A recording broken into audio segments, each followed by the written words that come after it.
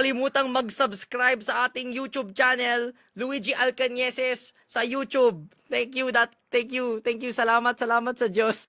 Other than YouTube. The Circle of Champions by the Indian Debating League, where we will be bringing to you the world's best debaters of 2025 and making you speak to them and their perspectives on this wonderful, extreme intellectual sport.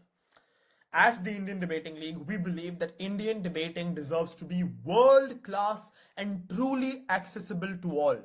We are so excited to announce that we are funding and supporting more teams this year for the 2026 WUDC.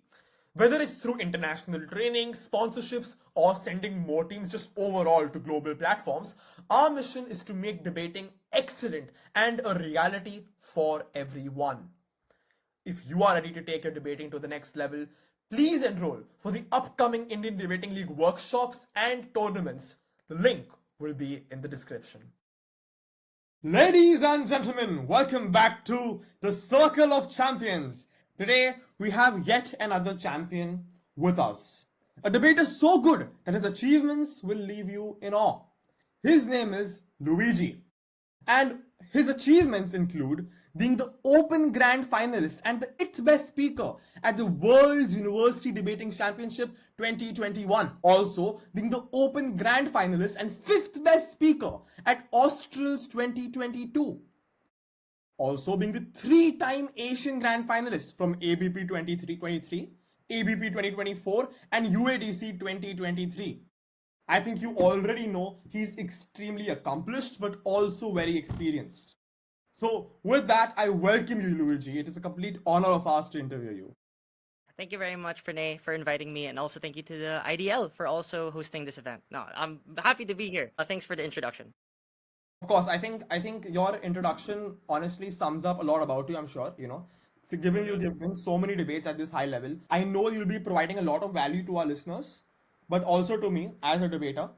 I would love to know from you, the first thing which I generally want to know from you is, who is Luigi? If I were to spend one day with you, if I had to speak to you and not just debating, if I had to go through your life with you as a friend of yours, what would I see?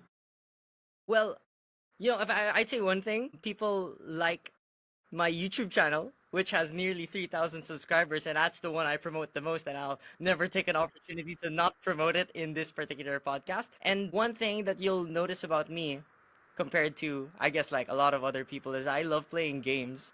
I love being fun, being light-spirited. And, we can go into the debate every now and then being very intense. But at the end of the day, I'm just a gamer. I'm just a shy kid that got into a sport like debating and public speaking and was very committed and passionate about it. And I just like having fun in a sport like this. So, it's quite fun that I love to express myself on my YouTube gaming channel and then also debate.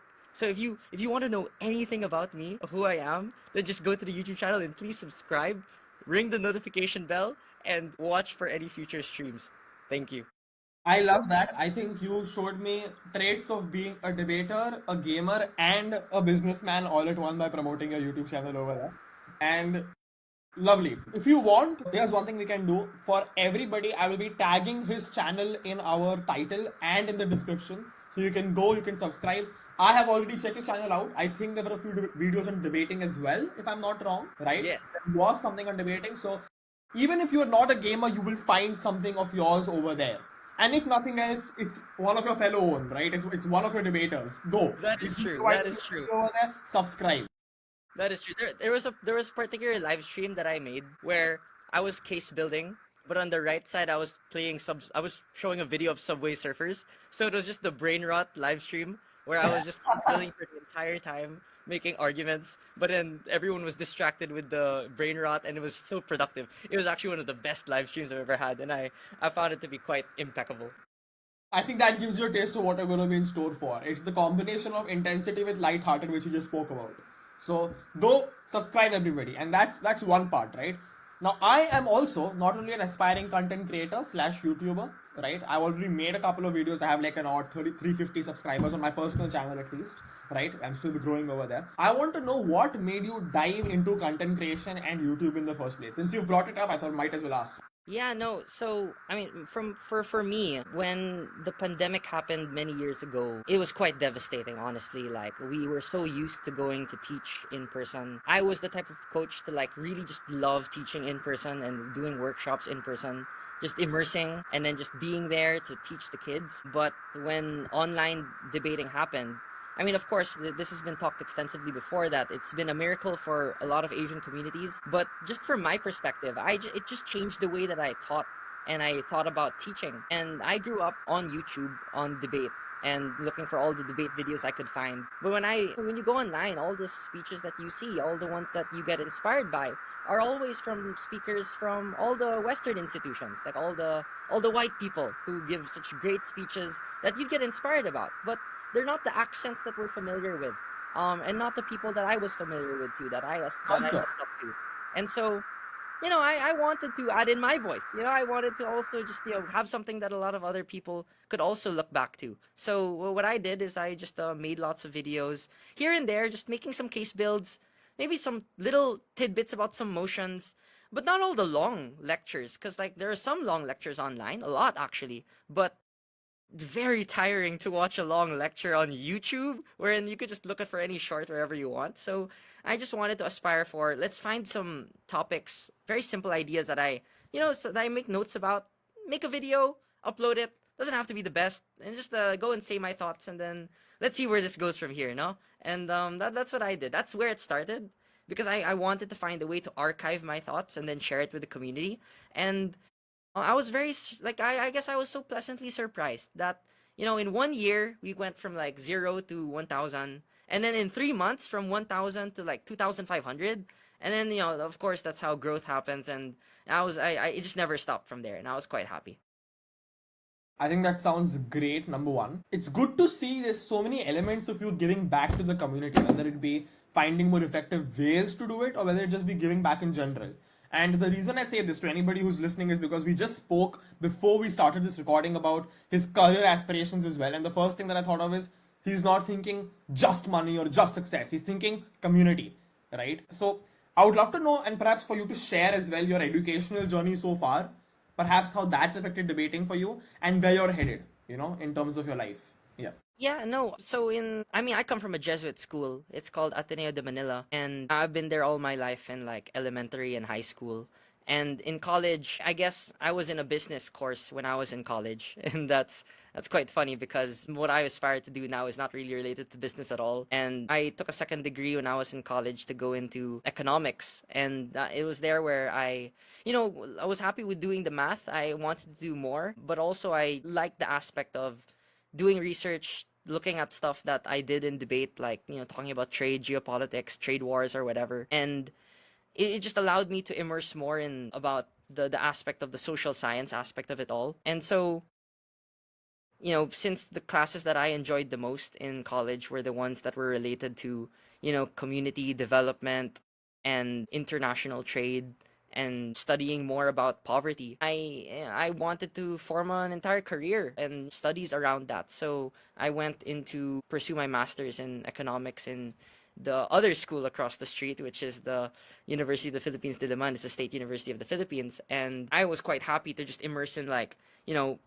get into the statistics of it all, try and challenge myself further, do more. And of course, when you're in postgraduate life or when you're in graduate life or post university, you always think about what you want to do and you compare yourself against all your friends and all your peers, especially since you're getting updates on them on LinkedIn all the time. And so because I was still involved in the debate community and I was still very much involved in teaching and doing workshops and also studying and doing classes, I wanted to stay in an environment that could allow me to do the things that I'm so passionate about the most. And, I don't think that, there's always a persona where you're like, I'm a debate persona, and then like, I'm a student persona, because you could change those environments whenever you want.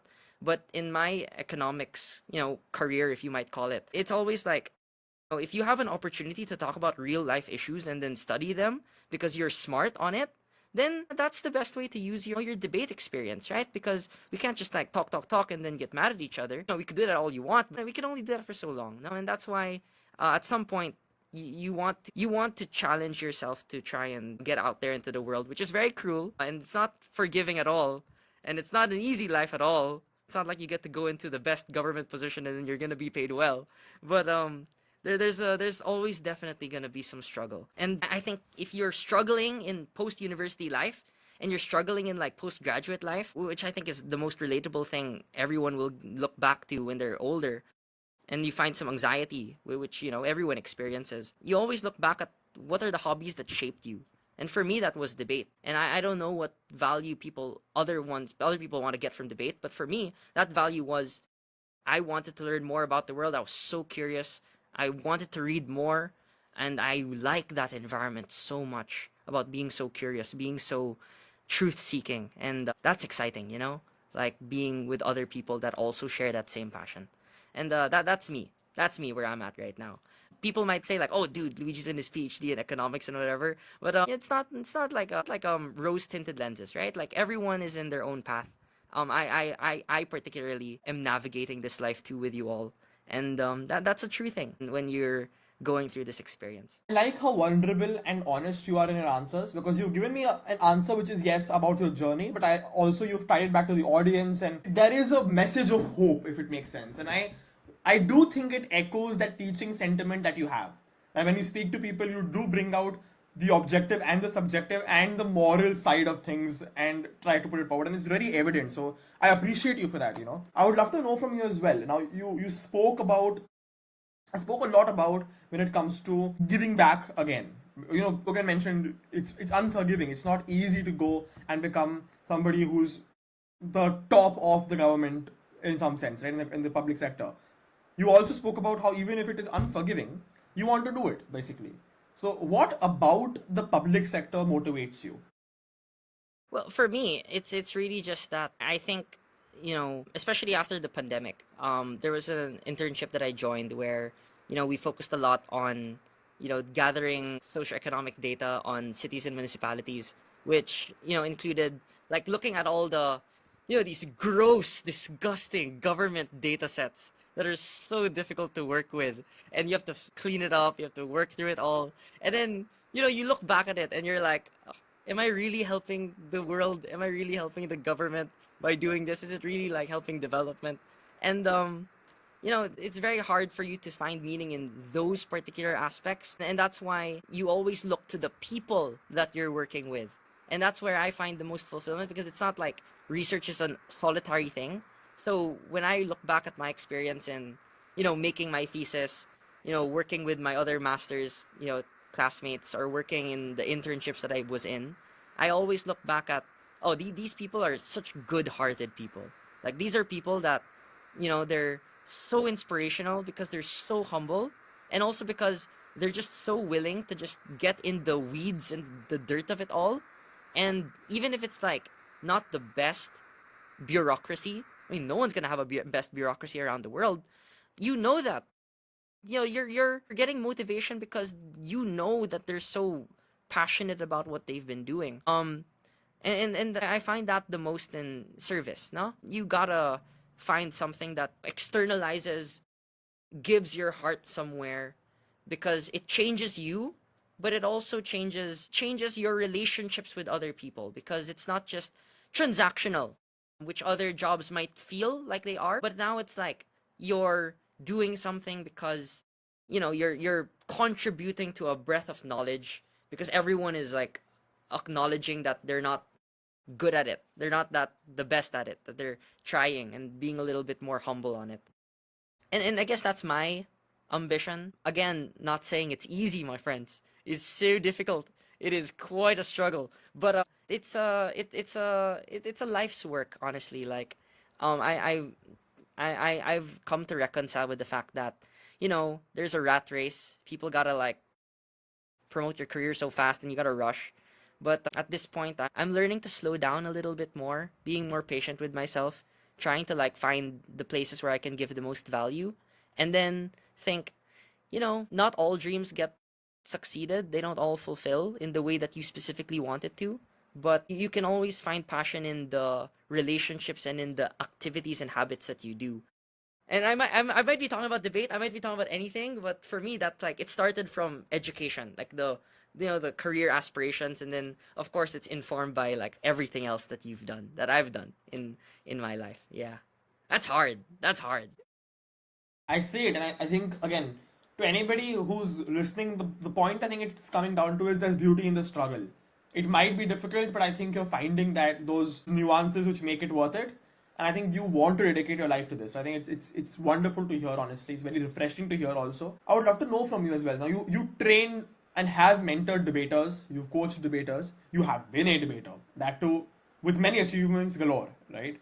So I would like to know from you. One aspect is, what is your debating strategy, if there is one? So if you get 15 minutes right now, there's a debate which is going on. What are the next things that you do?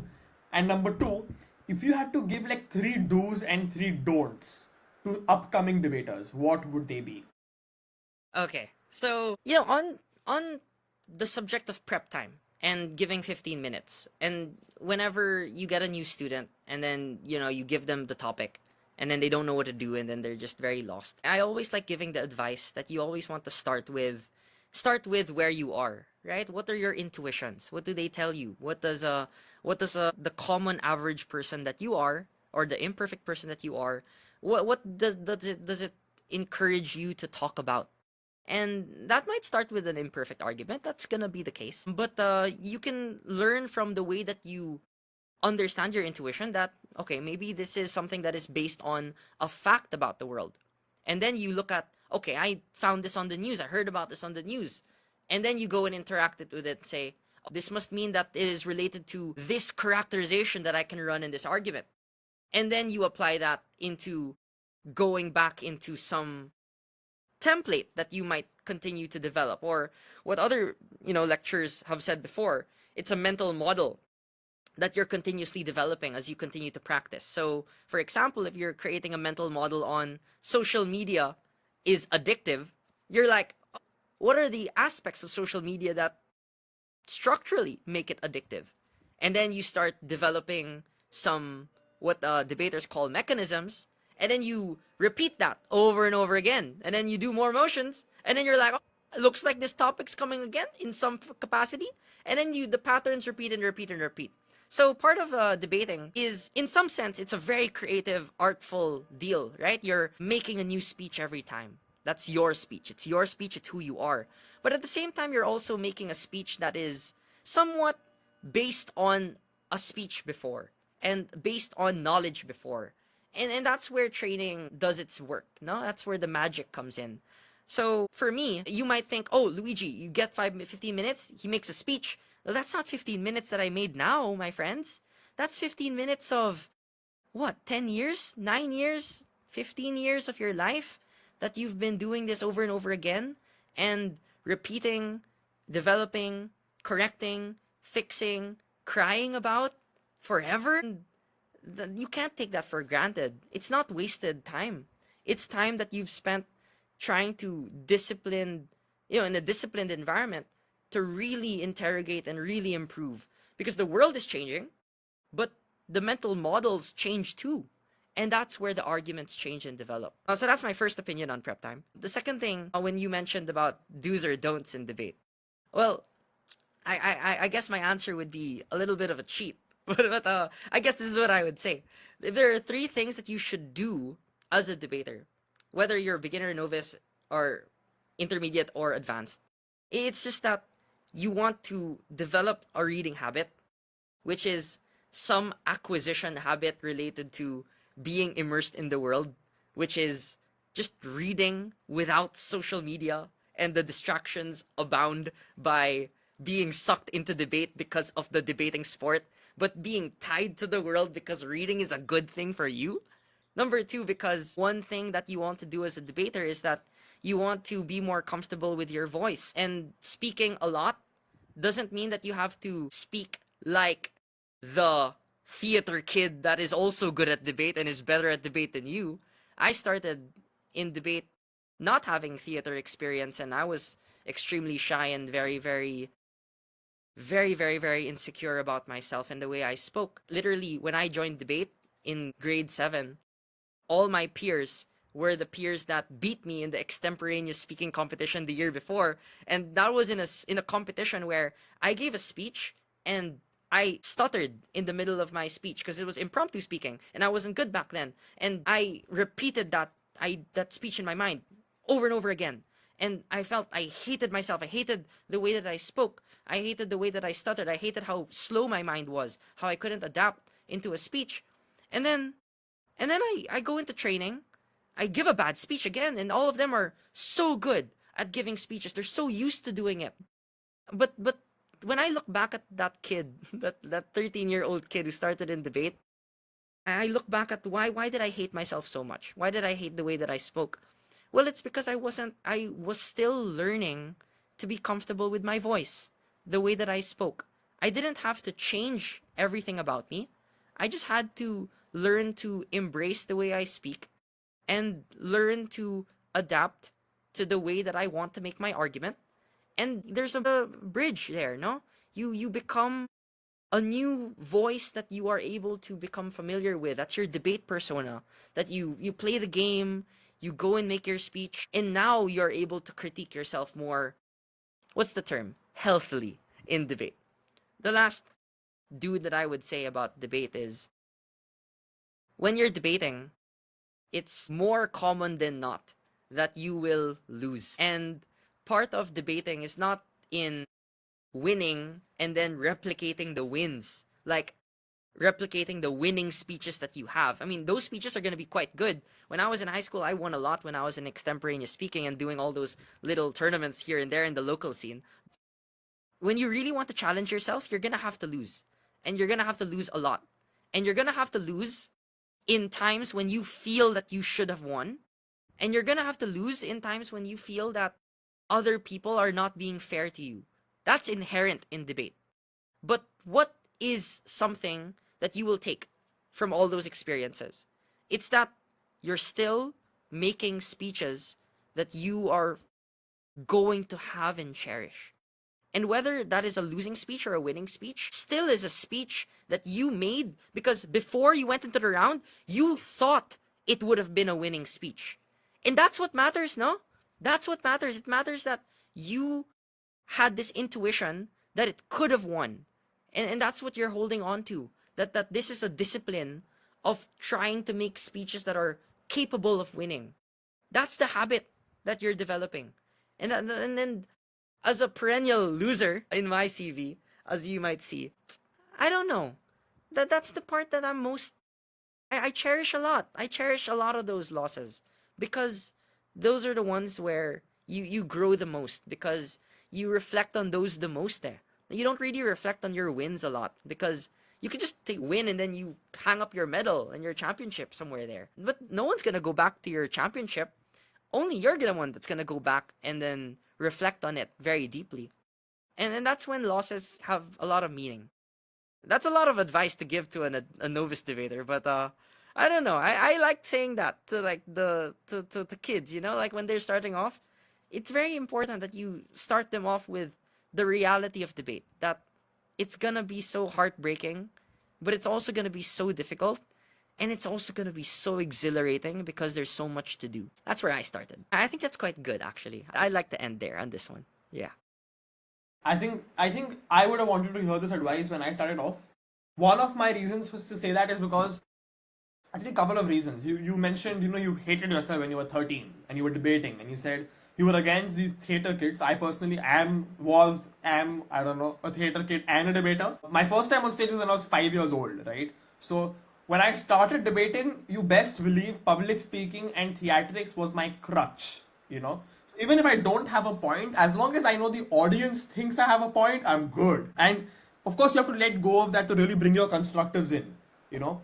But you said you hated yourself at that point of time and you asked yourself why and you said you were learning, and I've learned this throughout my life as well. There's a paradox to progress, which is you need to hate where you are right now to change it, but love yourself enough to consider yourself worth changing, you know. I love that.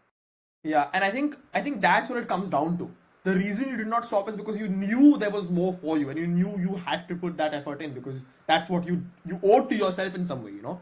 And I think it becomes really personal when you think of it that way.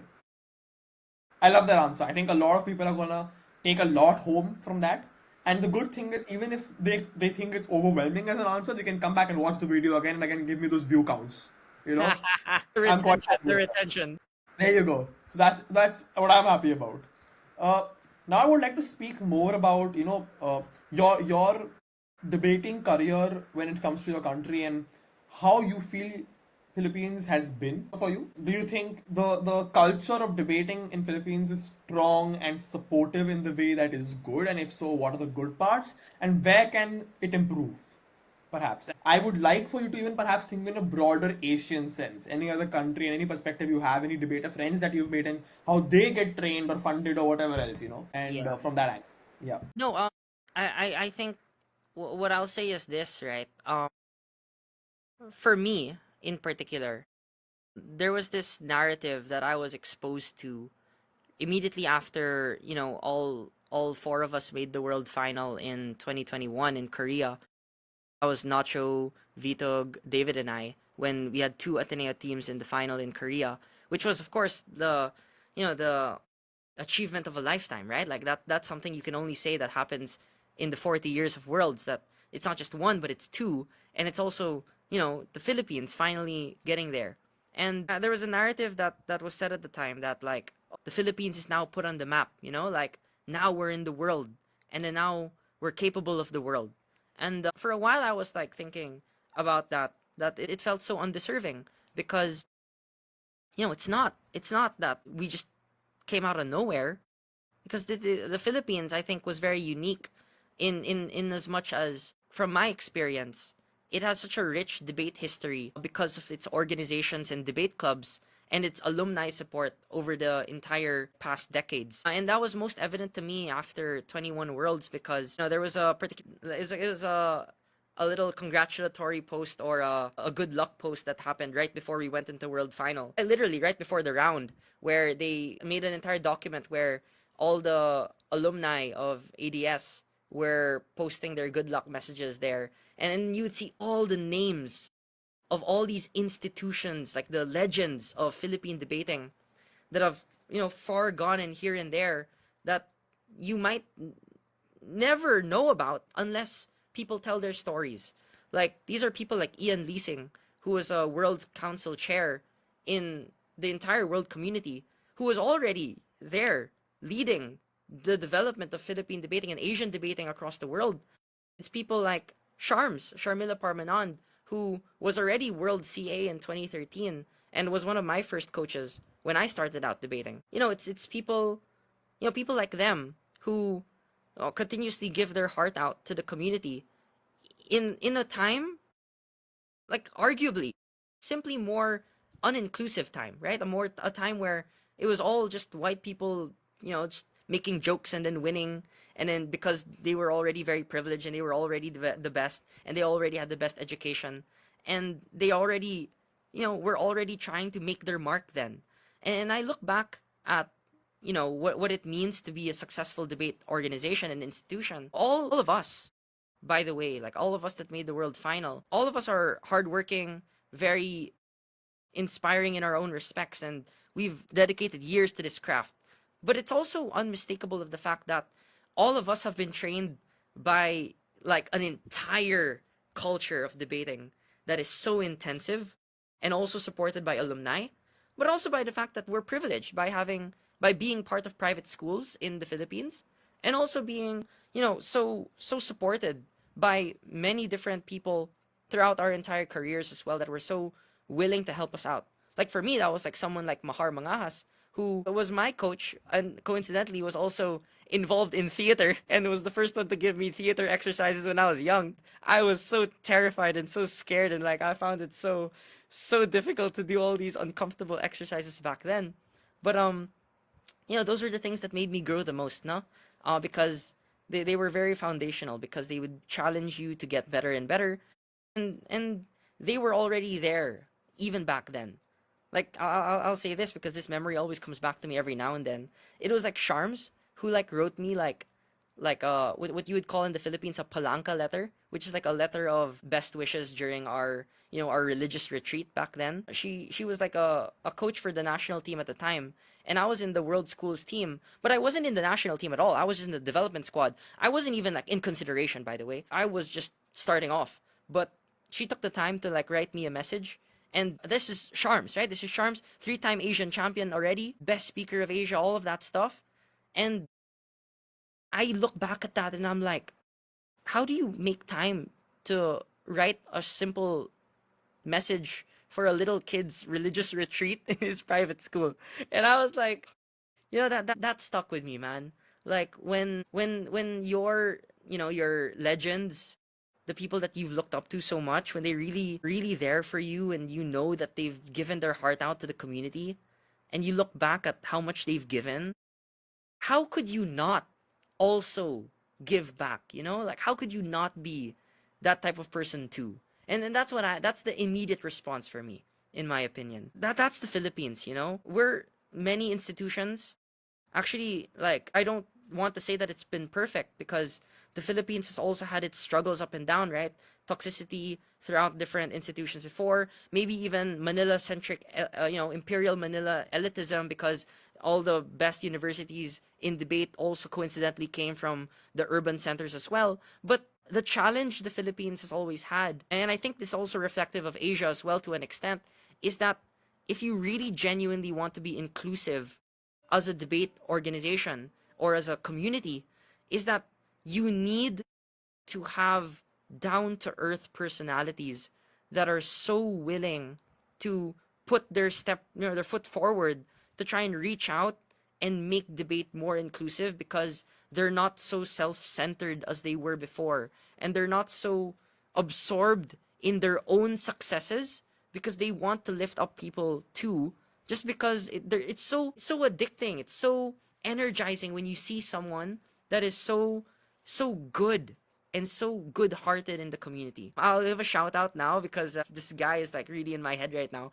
But like Ben Bensali, he's from University of the Philippines, Los Baños, and I'm from University of the Philippines, Diliman, which is in the urban center. But the Los Baños is relatively in the province in the Philippines. And this is a guy, by the way, who um has not had the same privileged experiences as anyone else, like all of us. But he's already a national champion, and was the first, from their institution to finally, bring back the national championship to them, after so many years. And, after that happened, when that happened, right? Like, I felt like it was just a moment of like reflection for the Philippine community. Like, now it's like, this is a time where we have so many judges, so many debaters that are finally getting their chance, because they were already good before. There were already so many chances before, but now suddenly we get to acknowledge them, because people open up those pathways just so suddenly. And maybe people say that about us in 21, because, oh, the Philippines, Asia finally went back in the world final, and maybe other Asian institutions felt that now the opportunity was open to them. But just viscerally, right? For me, it's like those are the moments that matter the most, no? When you see people like Ben, Leah Francis from UPLB finally getting that national championship and being proud about it and bringing up their badge and honor up forward, because their heart is just into it. And those moments, no? Like Sharms giving me a letter, Ian Leasing writing a congratulatory message, and then you just looking back, all those things. This is all what community is about. It's never about the championships. It's never about them, being so arrogant and being so self-centered and then winning, winning, winning. No one's gonna talk about them winning, winning, winning all the time. But the stories that stick to you the most, or at least the stories that stuck with me the most, are those stories. And that's what I love, man. Those are the ones that really hit you in the heart. Yeah, those are the great ones. I think that's that's fire alarm. Perhaps it talks about how great your journey has been, that it has put this room on fire. What am I even going with? Regardless, point becomes that I think Still on fire. Still so, working at it. wait, it said take a moment of silence. You can't up that. But yeah, we'll take a second. I'll mute my microphone for No the worries. camera. No worries. All good. All good. I think it's over, but as you've noticed, it keeps coming back on. That's So okay.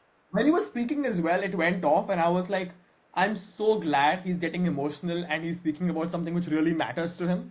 Because if I had to do a back and forth over here, we wouldn't be able to have a conversation. Yeah, I think I see what you mean, and I think what you mean echoes the concept of having a good role model. It's not enough for an achievement to be aspirational. It is required that a person who you relate to, who you want to sort of follow the footsteps of, looks at you and says you're worthy of it as well to some extent. And I think that's what makes a huge difference in any sport, not just debating. Right? I also want to add this in, that what you mean also echoes this one other idea, that people want to make an impact in this world and they think when they achieve something they make an impact. But I think that's when they get it wrong. When you achieve something, you get the opportunity to then make an impact, right?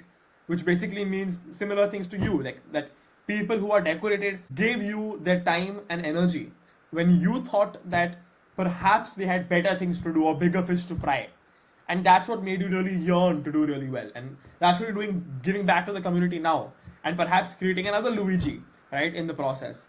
And I feel it's such a beautiful cycle, and I really hope a lot of other Asian circuits and just worldwide look at this and realize that firstly, Philippines did not announce themselves only back when you were the Open Grand Finalist, right? They've been here for a long time. It took years and perhaps even a decade in the making to get there, right? And number two, you're not done yet, obviously. And I think that's a really important factor to take into consideration there. About the fire alarm, I hope I edited that in some way or form to make it look interesting. I think one question that I have for you in that case is, how has your journey in Worlds been? Speak about it like every time that you've ever gone for a Worlds, of course, right? So speak to me about your journey over there. How is Worlds different from other debates, right? And even different from your domestic debates, so your national tournaments to your Asian tournaments to your Worlds tournaments. And just walk me through your journey. Yeah, I'm quite happy to speak about my worlds indeed. 2021 Korea was definitely my first worlds because, and by the way, for context, I was already on a graduating student at the time. I was a fourth year student, and I always thought about joining worlds before all the previous worlds, right? Thailand, Cape Town, all the ones back before that, and Mexico and Dutch worlds, which were the ones during my time. But those are all worlds that happened during Christmas, and I wanted to go to Christmas and enjoy Christmas, and also during near exam week, and I was so busy, and it's such an expensive endeavor, so I never really had the opportunity to go to worlds. So, and usually, I guess this story was very familiar with everyone. 21 Worlds, when it was first went online, was really the moment when we finally got to just do more tournaments and just have an experience at Worlds and then compete with other people. Like in the lead up to Worlds, like these are the moments I remember the most, right? It's like doing all these prep tournaments, debating against people like visionaries, like Hamza, like like Tin, all these people that have already achieved so much, that are continuously achieving more, and debating at the highest levels. And then suddenly you got a little kid like Luigi with his like little pandemic haircut in like the Cambridge IV semifinal debating about space exploration. And then you just trying to like make your way out. I'll be honest, in online debating it wasn't easy. When we first started out, Miko and I, we joined our first like international competition in some random competition which I've already forgotten the name of right now, and I even forgot the name of the judge who was judging at the time. But again, let me be clear, like at this time already, like Miko was already like insane, like already one of the best in the world, already a world's quarterfinalist after Thailand Worlds, and and it's insane how visceral it was to interact with other communities that simply didn't know us. We didn't have the reputation to back us. Right? I was already an Asian champion in high school. Miko was already like an Asian champion then, already, and already at the peak of his career, going insane. And we go into a random tournament in Europe, and we get a pair of like 70s. Like that's so visceral. That what we were exposed to at the time in online debating was the sheer amount of racism and the sheer amount of disregard to our ability to debate. And so, for kids like us that were already so addicted and already thought that we could do well, the racism was not just in person, but it was also still online, and somewhat even more so because it's so easy to just turn off the your listening devices or just not listen and care about it at all because not all of the Asian people could always turn on their cameras. Not all of us had good internet connection, and so it was also difficult back then. And so the only way we could try and get better is just we have to be exposed. We have to just join every tournament, every single tournament. And that was exhausting, man. Because like 3 a.m., 4 a.m., you're like on the Discord, just waiting like, God, we're here again. Finals, losing. Semifinals, losing. Quarterfinals, losing. Not breaking. GG, whatever. And then, we just kept on going. I don't know why we kept on going. Actually, no, I know why. It's because we're addicted, and also because we had nothing else better to do, and also because we also just found camaraderie in the fact that we wanted to try and achieve a little better, and because debate is gambling, so we're willing to gamble. Let's gamble. Let's try and do better. And so David and I told David. David also told me, let's just join every tournament, because David and I were teammates with each other, and so we were so game to do it. We would also watch every final that Nacho and Miko would join. And then so we would just be there because when all the other people in the contingent would not break, and maybe they would also not join these tournaments, and then only David and I and Miko and Nacho are the ones that left alone, like we would just be there for each other and we just keep on watching. And I cherish those moments a lot because they're the memories I remember the most because those are the ones where no one else understands that other than us in that time. And so out of, I guess, a combination of pure luck, a combination of pure perseverance, and a combination of just simply like working hard and getting the right things correct at the right time, we just did very well at Worlds. All of us just did so insanely well at Worlds. In the first Worlds, it was such a roller coaster for David and I. First few rounds, we started winning. And then day 2, we got a 4th. And then we just hated that 4th. We just absolutely hated that 4th. We thought about, oh my lord, the racism is back. The judgment is back against us. We're not going to succeed. This is going to spiral again. We just had to mental reset, go back. Day 3, we were like backtabbing. We got a 1st. We got a 4th. And in the last round, we were like, good lord, we need to win. We need to win because if we break low or, if we get 3rd or whatever, we're not going to make it anywhere. And we want to win Worlds. We have to win Worlds because we can never settle for anything lesser than that because we believe in ourselves so much. And so that last round 9, like, we just went insane. We went insane. We got a pair of 85s. We like gave the speeches of our lives, and then we broke. And then we were so insanely at the peak of our endorphins and all that stuff. Just going like celebrating when we broke at Worlds. That happened, and then the ambition just grew and grew. It just kept on growing. The more we kept on immersing in out rounds. Octafinal, David thought that we were gonna lose that round because he didn't like the side that we were on in an AI motion. I was dreading that feeling, but I was so confident in our speeches.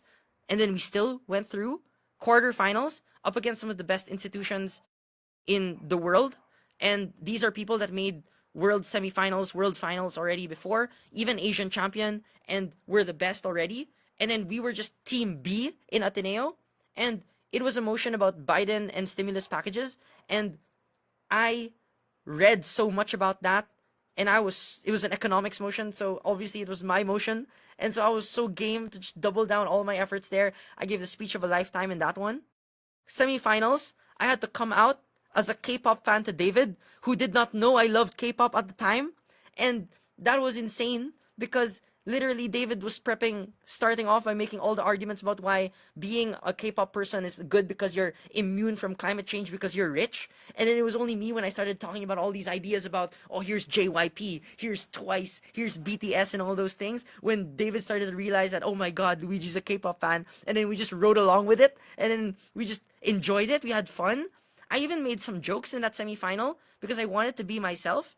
And then I look back at those out rounds, and I really cannot underestimate it. It really felt like you're living a dream because, going through that roller coaster, the octos, the quarters, the semis, You hear about these stories in worlds before where, New Year's Eve, 3, 2, 1, countdown, New Year, and then they go like breaking first, whatever, whatever, whatever.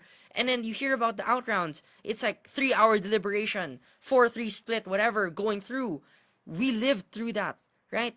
Like, it was insane to us how the semifinal, the quarterfinal, all the stars aligned, and then we made that world final, and then we were still so game to just keep on going on and on. And of course, both of us didn't win the world final. But even when I look back at that memory, the speeches that we give, and the fact that even David's speech is somewhere transcribed online in full, I just love the fact that we doubled down and really just immersed in like the competitiveness and like just giving our all every single round, giving the speeches that we really want to give for a world final.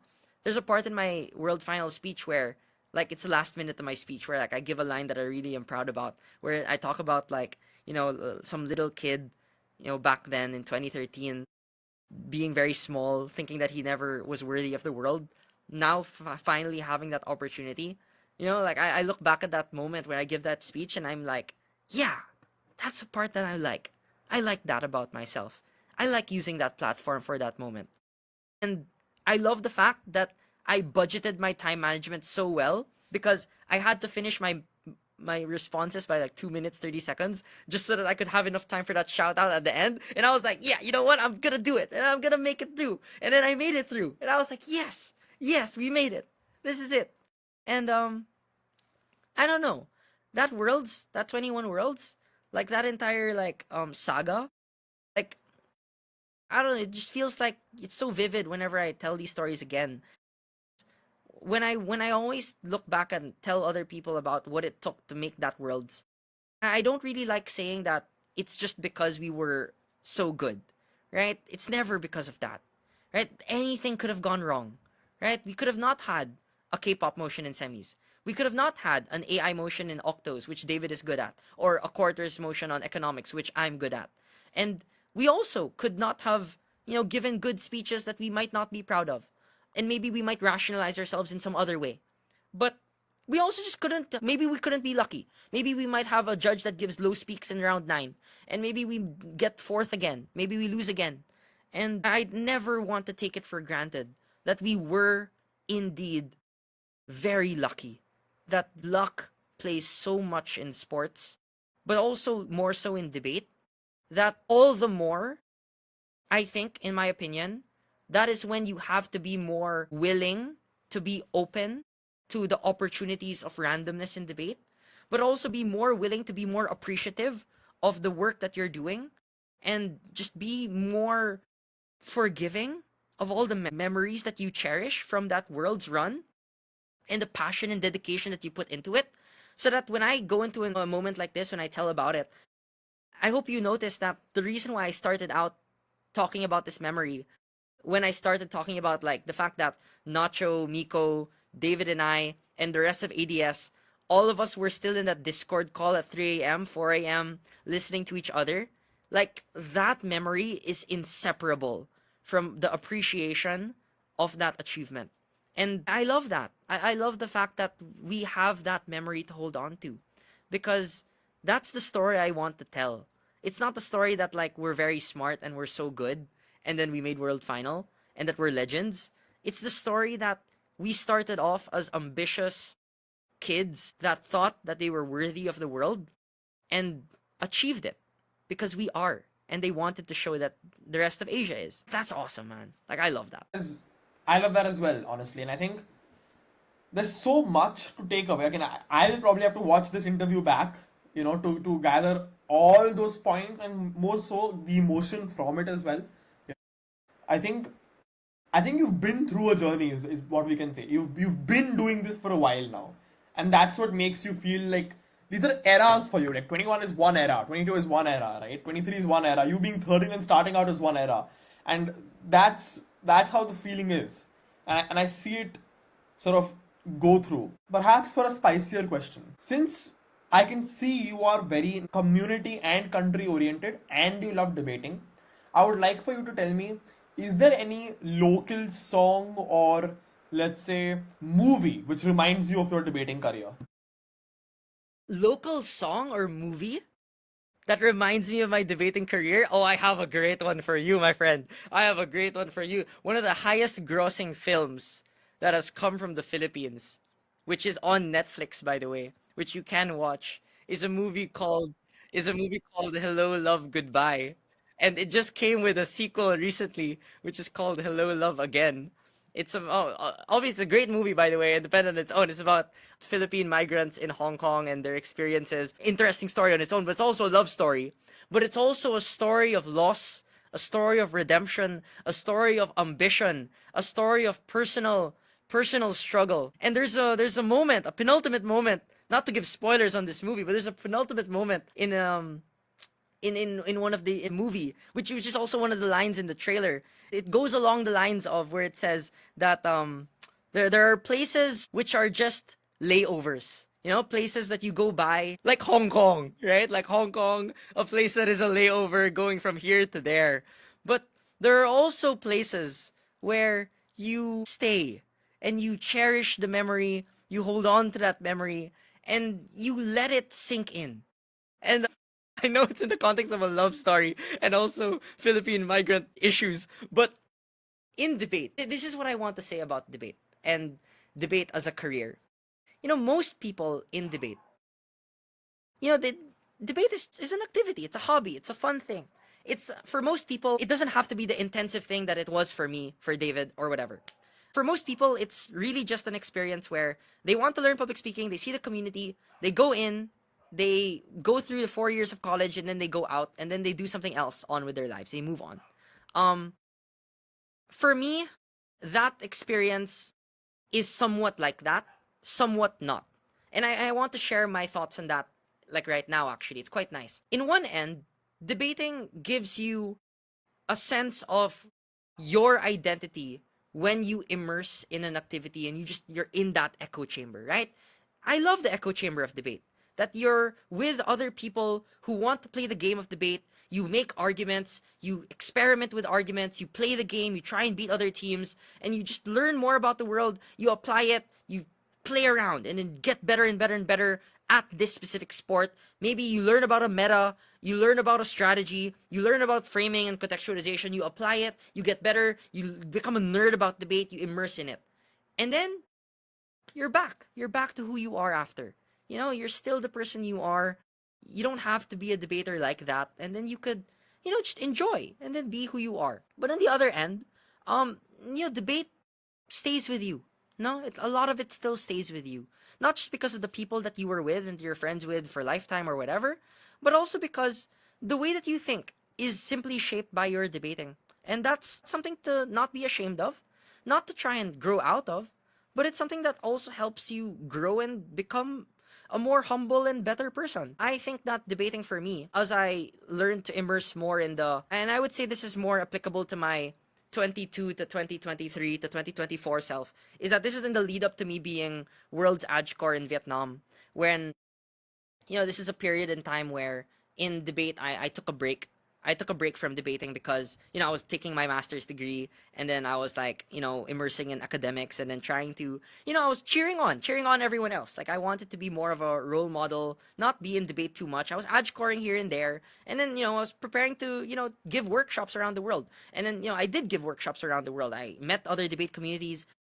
For me, like the most visceral one was like, I was so happy to give like, I was able to meet the Philippine like high school community giving a high school workshop in Qatar. And that was like the farthest I've ever gone to. And I was like so happy to do that. Being invited everywhere and doing that. And it was in those moments where like I found a new sense of self. So yeah, debate is a layover, but also debate is like it stays with you. And like that moment transformed me and it is me. I love being a person that teaches. I love being a person that shares my story because that's a story that other people should hear, that I want them to hear because that's who I am. That's part of who I was and who I continue to be. For me, I actually don't really like it when, people just achieve so much in debate. They become so successful, so like the boss out there, and then suddenly maybe they do a few Aj cores here and there. They get the privilege to go and be invited to go these great places. They're paid to do motions, all these other places, and all these other things. And then suddenly they just do the bare minimum, like the bare minimum of just, I'm gonna do the motions. I'm just gonna be a good face here and there, and then everyone is happy that, like, this guy, this person is here to go to our country, and then they just do that, and then it's done. Like, come on.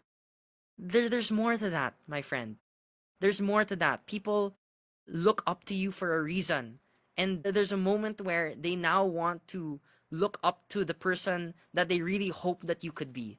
And if there's anything, like if you are gonna disappoint them anyways, then you might not as well just be involved in the community, no? Like just leave. Just leave. And then just now it's better for you to just leave it to other people that are more good hearted to also do the same and even better achievements that are gonna transform the world and have a greater legacy to, like, the kids that are really trying to make their way through this sport. Like, those are the people that matter, no? Like, I care about that so much, especially if you're an influential member or you're finally getting your first achievement. Because, again, so much of this is just random. Like, people that win are random. People that become successful is also just luck. And here and there, we have to step back and understand that it's just a journey for all people. Like Hello Love Goodbye, like the movie in Hello Love Goodbye, which again you should go and see because the sequel Hello Love Again is now also on Netflix, which is all available across Asia as well. Thank you very much. Great movie. I love the shout outs being given from the YouTube channel to Hello Love Goodbye and its sequel, on Netflix. I also recommend everybody to watch it. I have not watched it. And my secret is I always ask such questions in the end to increase my recommendations list for movies and songs. So you best believe I'm going to be watching it perhaps tonight, right? It's good. I also feel like you've been prepared for this question all your life. Like that's the kind of answer this I've was. been This is so like, ready. I've been so ready. so far, it has been lovely to have you on this interview. We are closing in on 1 hour now, so I don't want to make it too long. So perhaps I'll ask you like maybe one to two more questions, and then I will call it a day. Okay. And I think I think I'm going to ask you who are or is your biggest inspiration in life? Because you've spoken about being a role model and some people, and I know you've mentioned things, but I would love to know what or who inspires you the most. I have an answer, and I am ready for this answer. Again, I just want to emphasize that the setting of Hello Love Goodbye and Hello Love Again, actually not Hello Love Again, Hello Love Goodbye is the setting.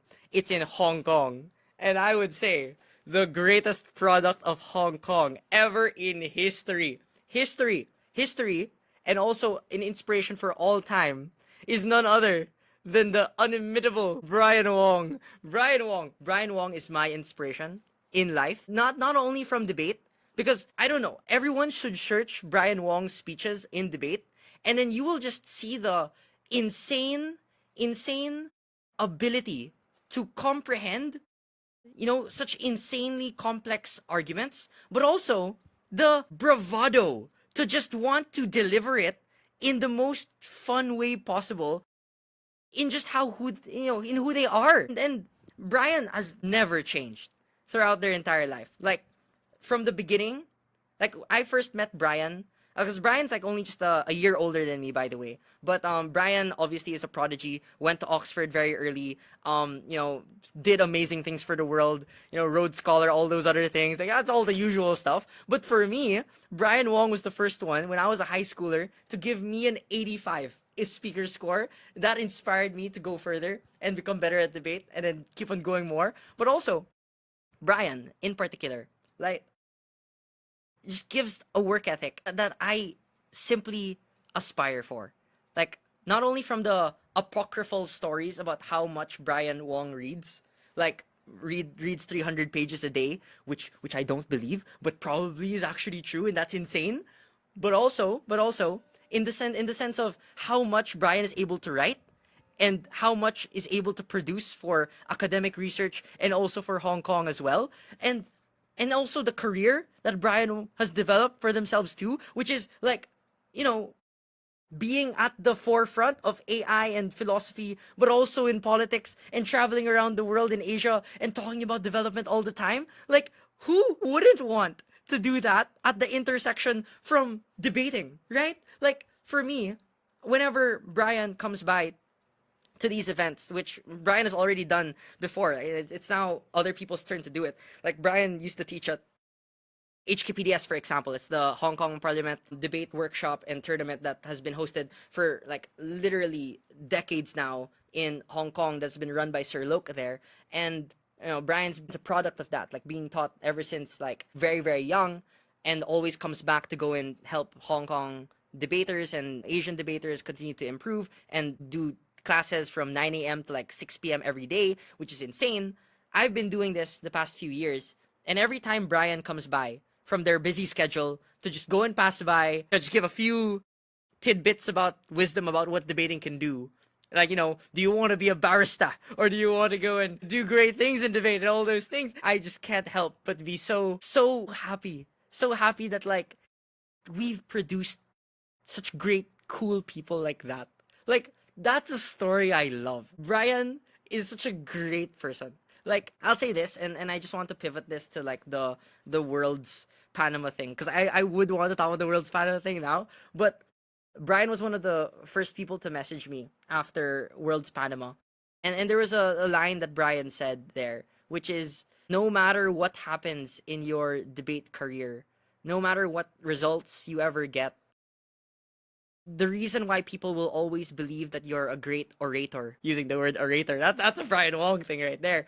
But the reason why they'll believe that you're a great orator is not because of the wins or the losses, but it's because of the heart that you've given.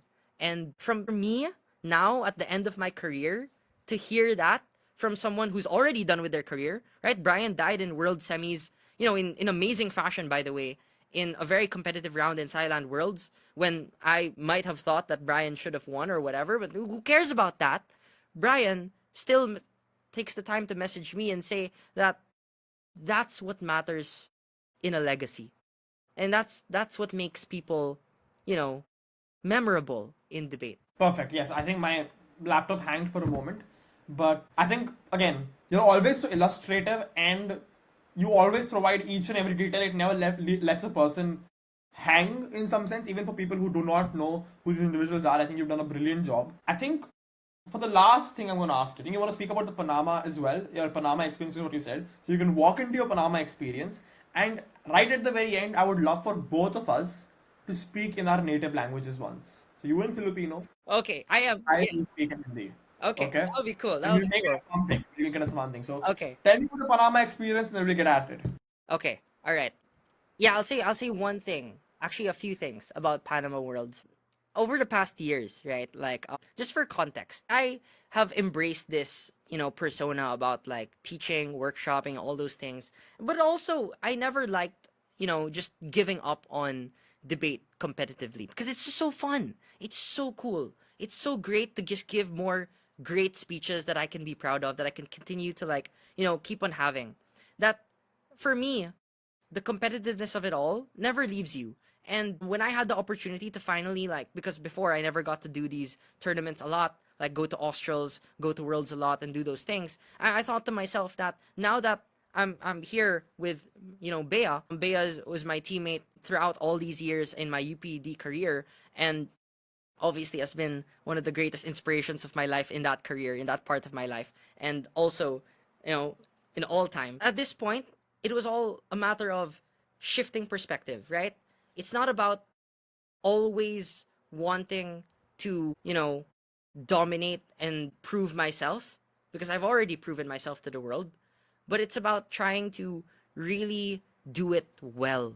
Like, do it well in the sense that I do it with the integrity, do it with the type of speech that my kid self would also want to be proud of. That I go up there, I give speeches that will wow the audience, make them silent, make them look back and then think, this is a speech that I'm going to go back to, and then think that I can do that too. And that's what I wanted to do, partly because it was very selfish, because I wanted to just do this for myself, but also partly because that is what it is to be myself, to be competitive. And so online worlds was one thing.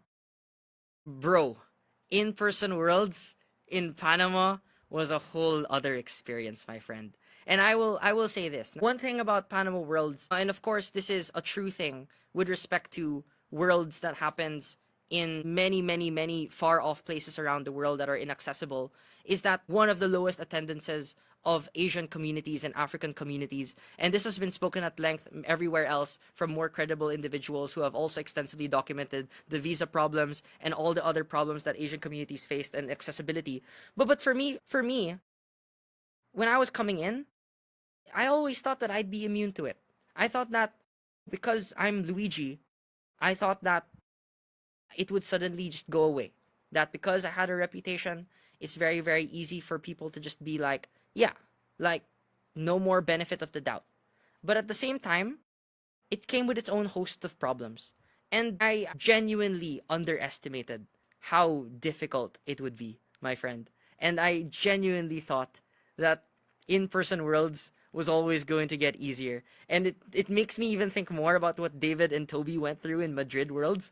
And then I always think about that and I'm like, good lord, it makes it even more insane. All these Asian communities that went through worlds did so good at worlds and succeeded in in-person worlds. They're warriors. They're warriors. They're like the Avengers, like Captain America going in and saying "Avengers assemble," and then all the people that come out of the window are all the Asian debaters that have broken at Worlds in person. And so what I'll say here, when I went at Worlds, and then finally experienced it front hand, we're in, and I'm not even joking. These are judges, people that would just not listen to you, not respond to you, not understand you, try and misappropriate what you're saying, and they would just give you faces while you're arguing. Start to stop taking notes at certain parts of your speech and start giving comments that are so vague and so condescending. And it's not just to us. We also heard these stories everywhere else from other Asian debaters that were there that always saying, I'm not gonna give comments to you because I didn't really understand anything you said. I disagreed with what you guys were saying because it was very hard for me to accept any of your premises. And then suddenly, when another team does it, when they give another argument, which is so simplistic, so obvious, so straightforward, so condescending as well, they get credited so easily. And I know that this is an experience of racism and experience of discontentment that everyone experiences to an extent. Like, I think Umar Bukas has said before that it's like a matter of you have to win by a mile to win by an inch. And I've always heard this story a lot. And I know that is true. It was true, but words can only go so far. And it's like, good Lord, like exposing yourself to that reality is different from actually being there. And when it came head on heel, when in New Year's Eve, when we found the news that we were not breaking at Worlds, and it was already coming to knowledge when after day 2 we did very well, right? And then day 3, all we needed was only 2 points out of 9 potential points that you can get. We only beat one team in that last day in silent rounds. I can't understate how insane and how unnerving that can feel. To like, I mean, not even thinking about it from any other debater that is very, very competitive and really working hard. And not even me being entitled to think that I was deserving of other points. But it's just that it is so unnerving to believe that you would give your heart out for all these rounds, but not get immediate feedback after the round because it's a silent round, because now the environment has changed, because judges are not as willing or not as confident in taking down the same types of notes they would always give if they otherwise would have had to give a decision and justify it before. Now, that's partly a fault of silent rounds, which has always been a problem throughout history, but it's also just a problem of the fact that now when there's no other support group, when you're facing all the same teams from the same Western institutions, and you're facing the same problems of dismissiveness and no one else understanding the experience of what it's like to be in Asia, and then they're seeing the same people again and again, and then now it's like, okay, now it's a little bit easier to make Luigi lose, and make Bea lose, and then all these things happen. It's just like, how can you ever come to terms with that? And I had a lot of opportunity in the last few months to really like come to reflect on it. Because, of course, the immediate response was depression, frustration, anger. And that will always be true for anyone that loses in debate. I've experienced that all my entire life. And you can never hear this from anyone else other than people like Bea and I, because I've lost all these finals in this lifetime. When you lose in such a fashion that is so contrasting to where you thought you could have been, like I thought that if we were just 48th break, even if we're 48th break, we could pull off like a Monash B in 2013 Worlds where they won from 48th break when they first expanded the break. Because anyone can do that. Because again, I bring back to the theme that randomness is true, but also that luck is true in the same sense that it can be bad luck. It can be good luck. It can be so disastrous luck that could be so bad for you. And it's in those moments when you're really made to confront your own mirror and look in the eye of yourself. Look at your career, look at what you've done, and you really never feel contentment. That's a new level of reflection that's so hard to grasp with, that you cannot genuinely deeply content with what you've done, that you have to break it into pieces to really remind yourself of like what you took and what it took to break and get there. And that's when it really was so beautiful for at least Bea and I, when the immediate day afterwards, when it was the free day, we went through all the churches in Panama. And of course, I'm a very religious person. And we were going through all the churches, praying here and there, just touring around. But for me, it really was a cathartic experience to just finally be silent, finally stop listening to all the haters and all the people that would judge me and all the voices in my mind who would always think like Luigi's just a failure. He wasn't really up for it, and like such a disappointment and all those things. And now it's just when you're in that silent moment, when you're finally praying, when you're finally on your own, when you finally only have you and yourself in your achievement and your effort, that's a moment that you really get to embrace, or at least have some sense of finality with. And that's the beautiful part. That's the beautiful bittersweet part of grief. And that is your career. That's anyone's career. That's, for me, the thousands of millions of people that have actually never had the privilege to go to Worlds and also experience the same or even worse problems than all of us have done. And I know that this community can be better, that it should be better. And when we look at Worlds, we always think of it in the highlights, but we always know that there are countless stories that are being made every time that are always the same or even more so beautiful than what we've done. And I love that. Like that's the part that really sticks with me when I think about Panama. And having said that, I wouldn't have had it happen in that fashion any other way. Because if I were to lose, and if I were to lose in such a specific way like that, like I would never have this reflection in that particular fashion. And I love that about this. I love that about that experience because I'm content with who I am and the way that I've debated. And I'm so loving for the way that I've done that is such a great thing when I get to say this message to other people, because no one else in history, by the way, is gonna have a similar experience as exactly as I did for making a world final and then not breaking and wearing it with a badge of honor because you can transform it into a podcast and then promote it on your YouTube channel like I am doing right now. That's basically it. So that's it. That's where I'd like to end. I love that. Thank you very much.